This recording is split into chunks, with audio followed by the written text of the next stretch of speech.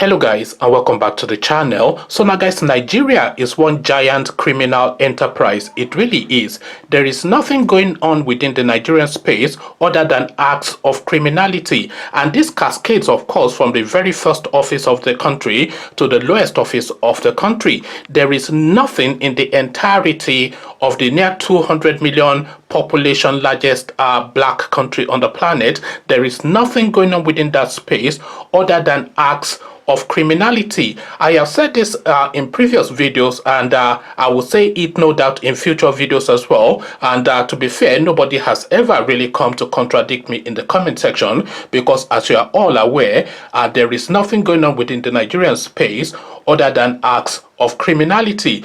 So now I can give several examples that buttress the point, but for the purposes of this video, we're going to Kano State, and we're going there to get another example of these acts of criminality.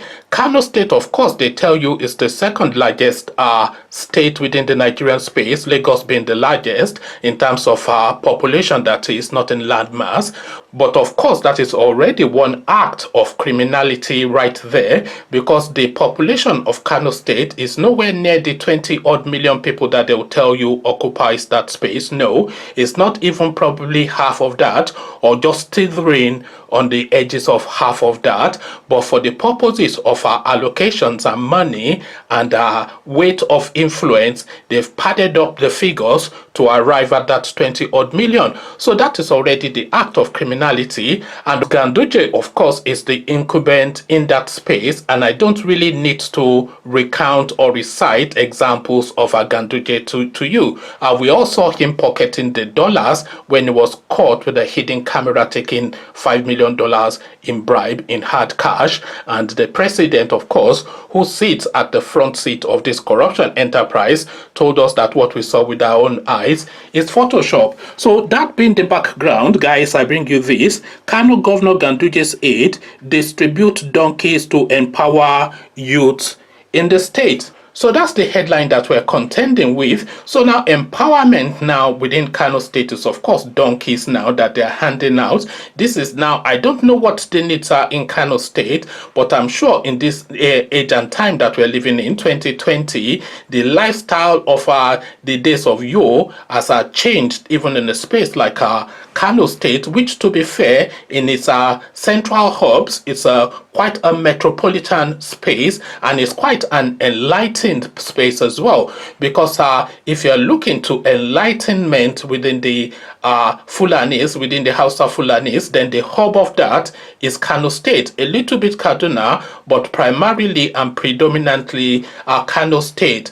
Emir Sanusi being an example of that. So you would have the expectations that empowerment to the youths of Kano State has evolved, but alas, again, Kano Governor Ganduje's aide distribute donkeys to empower youth. So now let's now see what the rationale behind this is. Muritala Gwamia, Senior Special Assistant to Governor Abdullahi Umar Ganduje of Kano State on Youth Development, has distributed donkeys and other items to empower young people in the state. The distribution took place at the premises of the State Ministry of Youth and Sports on Thursday.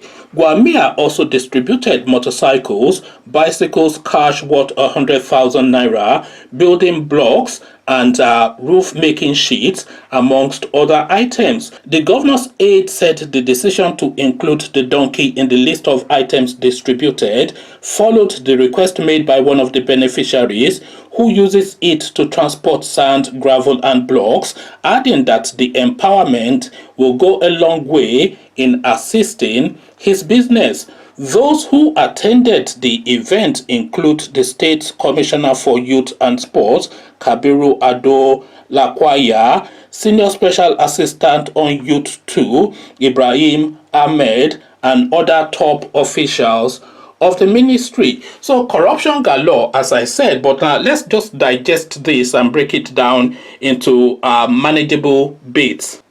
So first of all, we mocked the fact that donkeys are still being distributed in this day and age, but they excused that with the explanation that this was a specific request by this particular chap, the beneficiary, that was what his business needed. So of course you have to point the assistance, the empowerment towards the specific need of the beneficiary. So if this is what this chap says he needed, a donkey, then they rightfully gave him a donkey. But then of course the question then you have to be asking is why this guy was not then given enlightenment as part of that empowerment. Because if it's transporting gravels and sands and blocks, then I don't really think that one, a donkey particularly aids that sort of a business in any form. One, there is only so much space within a donkey to transport, and two, it just weighs down on the animal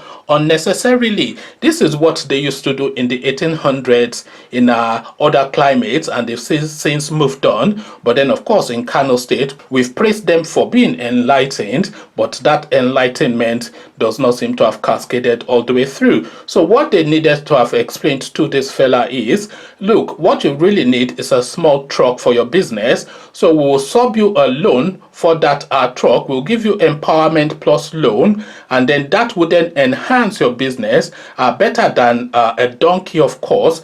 It was archaic a long time ago. Anyway, I am saying already as though it is something that should just recently become defunct. This is something that most countries and most spaces had already consigned to the annals of history centuries ago. Even our nearest neighbors, I'm not talking to the north, because of course I'm not counting Niger. I'm counting Niger and Chad as part of this Kano setup, but more civilized climes, even within the African space, had already consigned the idea of transporting goods by donkeys to the annals of history a long time ago. But then of course they are just doing this for the photo opportunity to present as though they are sticking with history and tradition of their people. But the history and tradition of their people, this idea of a guy transporting sand and gravel with a donkey, is the same mindset that underpins